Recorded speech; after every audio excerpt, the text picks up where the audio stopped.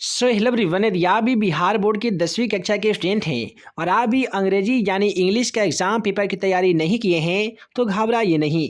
आज की इस वीडियो में हम आप सभी को बताने जा रहे हैं इंग्लिश का ऐसा इम्पोर्टेंट वीवीआई ऑब्जेक्टिव क्वेश्चन जो कि आपके 17 फरवरी 2023 को होने वाले इंग्लिश के एग्ज़ाम पेपर के लिए काफ़ी इम्पोर्टेंट है। इस वीडियो के यदि आपने शुरू से अंत तक देख लिया ना तो विश्वास कीजिए आप बिना तैयारी किए ही इंग्लिश में 80 से 90 नंबर आसानी तरीके से पा सकते हैं। तो जल्दी से वीडियो को लाइक कर लीजिए, चैनल पे नए होंगे तो चैनल को सब्सक्राइब कर लीजिए ताकि ऐसे ही आने वाली हर 10वीं कक्षा का इंपॉर्टेंट क्वेश्चन का वीडियो आप सभी को मिल सके।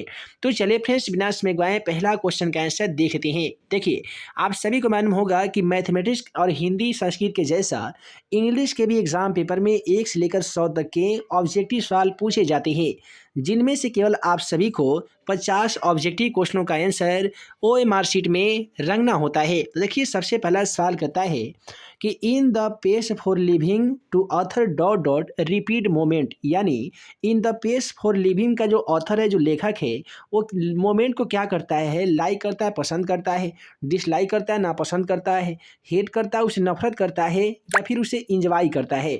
तो आपके पाठ्य पुस्तक में बताया गया है कि द पेज फॉर लिविंग का जो ऑथर है वो मोमेंट को क्या करता है जी, लाइक करता है। तो क्वेश्चन का बिल्कुल सही जवाब ऑप्शन ए के साथ चला जाएगा, लाइक्स। उसके बाद में अगला सवाल क्वेश्चन नंबर 2 को देख लीजिए। क्वेश्चन नंबर 2 कहता है कि dot dot is willing to do any things about ecology. देखिए, इकोलॉजी टू बीट वाला जो चैप्टर है उसी चैप्टर से ये क्वेश्चन लिया गया है और क्वेश्चन नंबर 2 का राइट आंसर यहाँ पे स्टूडेंट हो जाएगा, यानी student is willing to do anything about ecology. उसके बाद में गीलू चैप्टर से यहाँ पे बहुत सारे क्वेश्चन देखने को मिलेंगे। कहता है कि Gillu had been wanted by dot dot. तो यहाँ पे क्वेश्चन 3 का राइट ऑप्शन सी हो जाएगा, यानी क्रो हो जाएगा, यानी कौवा हो जाएगा। उसके बाद में अगला सवाल क्वेश्चन 4 को देख लीजिए दोस्तों। क्वेश्चन 4 में कहता है कि there has it been no Indian film which could be dot dot on all counts. यहाँ पे हो जाएगा रिजेक्टेड, यानी वो रिजेक्ट कर देता है ऑल काउंट को। उसके बाद में कहता है कि वेयर वाज ऑंग सान सूकी बर्न, यानी ऑंग सान सूकी जो आपके पाठ्य पुस्तक के लेखक हैं, उनका जो जन्म है वो कहाँ पे हुआ था। दोस्तों, आप सभी को बता दें कि क्वेश्चन का राइट आंसर यहाँ पे ऑप्शन सी हो जाएगा, रंगून में हुआ था। कहाँ पे हुआ था दोस्तों, रंगून में हुआ था। यदि आप अंग्रेजी में जितने भी पाठ्य पुस्तक कौन कौन से लेखक कौन कौन से कविता या कहानी को लिखे हैं, यदि आप उसे याद करते हैं तो 1 से लेकर 10 नंबर का जो क्वेश्चन है वो केवल केवल लेखक राइटर से पूछा जाता है कि कौन से चैप्टर के लेखक यानी राइटर जो है वो कौन से हैं।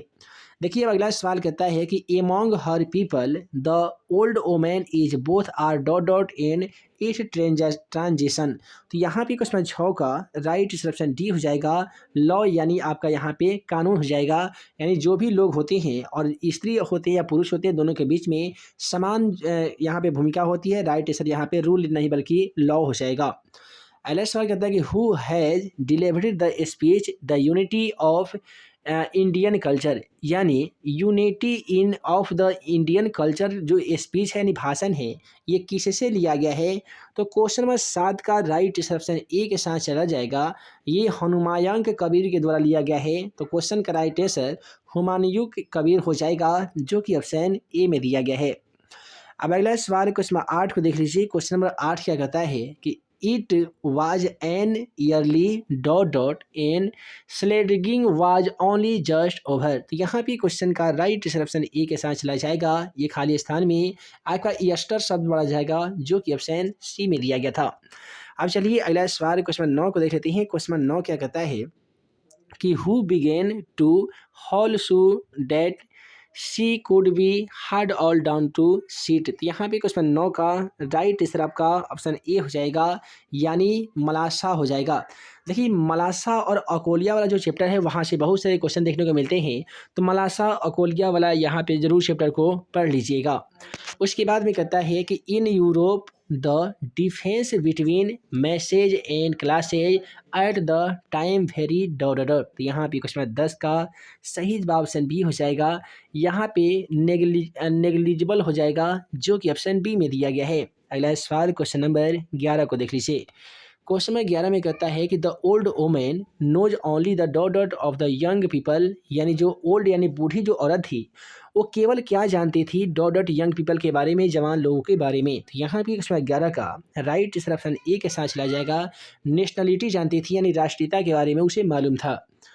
उसके बाद में कहता है कि the who international community has dot dot dot the choice of the committee. तो यहाँ पे क्वेश्चन नंबर 12 का जो सही जवाब होने वाला है ऑप्शन बी हो जाएगा, अप्लाउज्ड हो जाएगा, यानी ऑप्शन बी इस क्वेश्चन का राइट आंसर होगा। उसके बाद में कहता है कि ड्यूरिंग द ऑथर इन इंडिफोनसेशन Gillu would sit near her. देखिए गिलू वाले चैप्टर से फिर से क्वेश्चन आ गया है और क्वेश्चन नंबर 13 का राइट आंसर यहाँ पे प्लेट हो जाएगा, जो कि ऑप्शन ए में दिया गया है। फिर कहता है कि gym found mister William burning dot dot dot. यहाँ पे क्वेश्चन नंबर 14 का राइट आंसर ऑप्शन ए के साथ चला जाएगा, लिप्स यानी पत्तियाँ। उसके बाद में देखिए कि द पेज फॉर लिविंग से यह क्वेश्चन आया है। इसमें कह रहा है कि सिनेमा को देखने के लिए कौन सा wife for dot dot wife के साथ क्या हुआ था सिनेमा के देखने के वक्त, नरेटर का यानी लेखक का। तो क्वेश्चन में जो 15 का राइट आंसर हो जाएगा वो ऑप्शन सी हो जाएगा, इनलिजिनेटमेंट हो गया था, जो कि ऑप्शन सी में दिया गया है। अगला सवाल कहता है कि मराठा है क्लियर डॉट डॉट आइज। देखिए मराठा का जो क्लियर जो आँख था वो आँख का उनका रंग कैसा था, है ना जी। पहला ऑप्शन रेड, ग्रे, ब्लू या फिर ब्लैक था।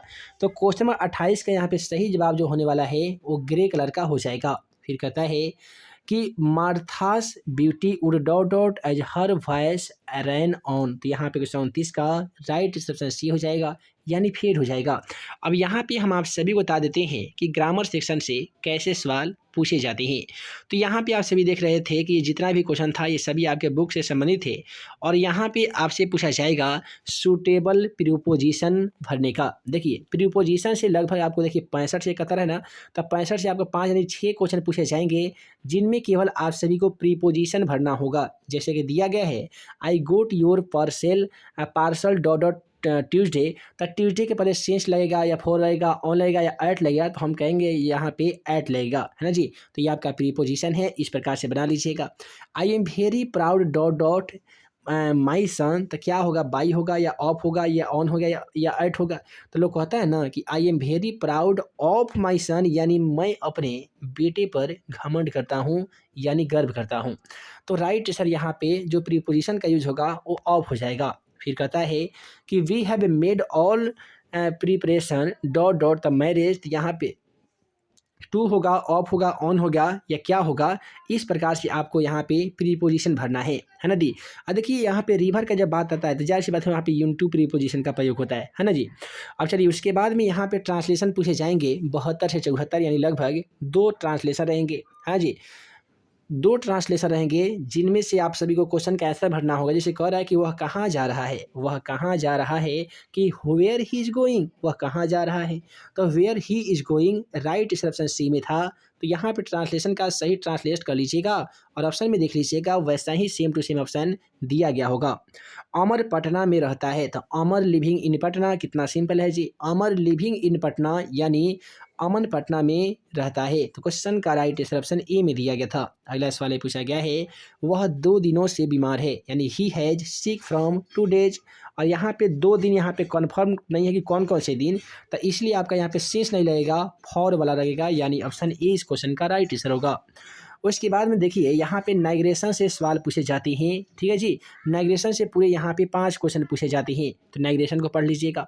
उसके बाद में यहाँ पे देख लीजिए ये भी वाला आपका direct indirect speech, she said to me start, यानी उसने मुझे कहा कि शुरू हो जाओ। तो इसको क्या कहेंगे कि सी आस्क्ड मी, नहीं उसने मुझे पूछा, नहीं कहा, उसने मुझे कहा, सी टोल्ड मी, उसने मुझे कहा कि टू स्टार्ट, यानी आप शुरू हो जाइए। तो यहाँ पे जब इसे इनडायरेक्ट स्पीच में बदलिएगा तो इस प्रकार से कुछ बदल जाएगा। उसके बाद में देख लीजिए कहता है कि डायरेक्ट स्पीच, यहाँ पे आपको डायरेक्ट स्पीच में बदलने के लिए क्वेश्चन आएगा। फिर यही सब होता है, इसे दोस्तों नाइग्रेशन कहते हैं, है ना जी। डायरेक्ट नाइग्रेशन या इनडायरेक्ट नाइग्रेशन, इसी को स्पीच के साथ बोले तो डायरेक्ट स्पीच और इनडायरेक्ट स्पीच कहा जाता है। जैसे डायरेक्ट स्पीच में दिया गया है कि आई टोल्ड दैट, मैंने उसे कहा कि he would write a letter, कि वह एक पत्र लिख सकेगा। तो इसी को हम ऐसे बोल सकते हैं कि आई सेड, यानी मैंने कहा कि he will write a letter, यानी वह एक पत्र लिख सकता है। फिर यहाँ पे बहुत सारे क्वेश्चन दिए गए, केवल आप सभी को हम पैटर्न बता देते हैं। पैटर्न को यदि समझ लेते हैं तो जाहिर सी बात है आसानी तरीके से एग्जाम पेपर को पास कर सकते हैं आप। फिर कहता है कि चूज द करेक्ट ऑप्शन, और यहाँ पे वॉइस पूछे जाती है। देखिए वॉइस क्या होता है, तब वॉइस आसान तरीके क्या होगा कि कोई भी व्यक्ति बात कोई कुछ कह रहा है उसी को अपने शब्द में बोल देना वॉइस कहलाता है। जैसे हम बोल सकते हैं कि मैं एक पत्र लिखता हूँ, तो इसको कैसे बनाएंगे, आई राइट ए लेटर बनाएंगे, है ना जी। इसी को दूसरे शब्दों में क्या बोलेंगे कि एक पत्र मेरे द्वारा लिखा जाता है, तो हमको बनाना होगा कि a letter is written by me हो जाएगा। समझ लिए ना कि एक ही बात को अपने शब्दों में बता देना आपका वॉइस कहलाता है। जैसे कि यहाँ पे दिया गया है एक्टिव वॉइस में है कि English is spoken all over the world, यानी इंग्लिश जो है वो पूरी दुनिया में बोली जाती है। तो यहाँ पे इसी को बोल सकते हैं कि अंग्रेजी जो बोली जाती है ये पूरी दुनिया में ये अंग्रेजी भाषा के रूप में प्रचलित है ना जी। उसके बाद में एक और यहाँ पे क्वेश्चन दिया गया है कि Hima will write the letter, यानी हीमा यह एक जो पत्र है वो लिखी है, तो इसको हम बोल सकते हैं कि the letter is being written by Hima, जो कि ऑप्शन बी में दिया गया है। उसके बाद में देख लीजिए कहता है कि I have been invited to the party, यानी मैंने उसे पार्टी के लिए इनवाइट किया। अब इसी को अपने शब्द में कैसे बोलेंगे, तब बोल सकते हैं कि I am been invited to party, यानी हम लोगों ने उसे पार्टी के लिए इनवाइट किया। फिर कहता है कि the doctor was examining him, यानी डॉक्टर के द्वारा हमें परीक्षित किया गया। यहाँ पे हो जाएगा कि he had been examined by the doctor.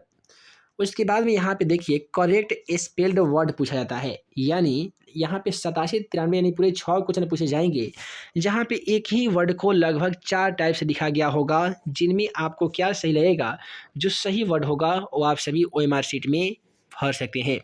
जैसे कि यहाँ पे वायलेट दिया गया है, तो VOILE वायलेंट नहीं हो, यहाँ पे क्या होता है आप कमेंट सेक्शन में जरूर बताइएगा। उसके बाद में यहाँ पे 94 से लेकर 100 तक जो आखिरी के 6 क्वेश्चन रहते हैं, वहाँ पे आपसे पूछा जाता है वर्ब से क्वेश्चन। यहाँ पे एक वाक्य दे दिया जाएगा, सेंटेंस दे दिया जाएगा, और वहाँ पे आपको सही वर्ब का चयन करने के लिए बोला जाता है। जैसे कि दिया गया है कि Raju dot dot here yesterday, तो यहाँ पे कॉम हियर यस्टरडे होगा, कमिंग होगा, विल कम होगा या केम होगा, कमेंट सेक्शन में जरूर बताइएगा। अब देखिए यहाँ पे सब्जेक्टिव क्वेश्चन के बारे में थोड़ा सा जान लेते हैं। सेक्शन बी में आपको एक पैसेज दे दिया जाता है, पैसेज मतलब पैराग्राफ दे दिया जाता है, यानी गद्यांश दे दिया जाता है। इस गद्यांश को ध्यानपूर्वक पढ़ लीजिए और इसका आंसर दीजिए। यदि आप इसका आंसर दे देते हैं तो पूरे 7 नंबर यहाँ से दे दिए जाते हैं। पहले वाला पैसेज यदि आपको समझ में नहीं आ रहा है तो छोड़ दीजिए, दूसरा वाला पैसेज को पढ़कर नीचे दिए गए क्वेश्चनों का आंसर दे दीजिए, इसमें भी आपको पूरे 7 नंबर दे दिए जाएंगे। तो 7 नंबर का पहला पैसेज होता है, दूसरा पैसेज में भी आपको 7 नंबर का आता है। पहला पैसेज नहीं आए तो दूसरा पैसेज का चयन कीजिए और ये भी आपको 7 नंबर पूरे मिल जाएंगे। तो ये 7 और 7 कितना हो गया जी, 14 नंबर यहाँ से मिल जाते हैं। उसके बाद में क्या हुआ कि यहाँ पे आपसे पूछा जाता है कि नीचे एक कविता का लाइन दिया गया है, इसे आपको व्याख्या करना है, यानी एक्सप्लेन करना है, और यहीं से आपको फिर से क्वेश्चन मिलते हैं। इनमें से देखकर आप आंसर इसका पुट कर लीजिए, आपका आंसर आ जाएगा, है ना जी। फिर कहता है कि यहाँ पे बुक से आपसे क्वेश्चन पूछे जाते हैं, पूरे 10 क्वेश्चन, जिनमें से केवल आप सभी को केवल 5 क्वेश्चनों का आंसर देना पड़ता है। प्रत्येक क्वेश्चन 2 नंबर का होता है। इस प्रकार से 10 नंबर के सब्जेक्टिव सवाल 2 नंबर वाले पूछे जाते हैं। उसके बाद में एक और आता है पैराग्राफ लिखने के लिए। पैराग्राफ को कहें दूसरे शब्दों में तो ये आपका अंग्रेजी में लेख लिखने के लिए आता है, जिनमें से केवल आपको एक प्रश्नों का ही उत्तर देना पड़ता है। 5 यहाँ पे ऑप्शन में रहेंगे, जैसे कि कल्चर ऑफ इंडिया यानी भारत की सभ्यता, ये ट्रिप रोजगार, या क्लीननेस हो गया, ये रेलवे जर्नी हो गया, या honesty is the best policy. तो हम तो यही कहेंगे कि देखिए यूनिटी इज स्ट्रेंथ, या यूनिटी इज़ द स्ट्रेंथ, या honesty is the best policy, ये दोनों में से किसी एक पर तो आपके एग्जाम पेपर में आ ही जाएगा। तो इनमें से क्या करेंगे कि 5 क्वेश्चनों में से केवल आप सभी को एक प्रश्न का उत्तर देना है, 5 नंबर का रहता है। उसके बाद में आपको एप्लीकेशन लिखना पड़ता है। देखिए 6 से लेकर 11 तक क्वेश्चन पूछे जाते हैं, तो 5 क्वेश्चन हो गया, जिनमें से केवल 3 प्रश्नों का उत्तर देना पड़ता है। प्रत्येक क्वेश्चन आपको 5 नंबर में दिए जाते हैं, जिसमें आपका एक लेटर राइटिंग रहता है। लेटर राइटिंग आपको 2 रहता है ना जी।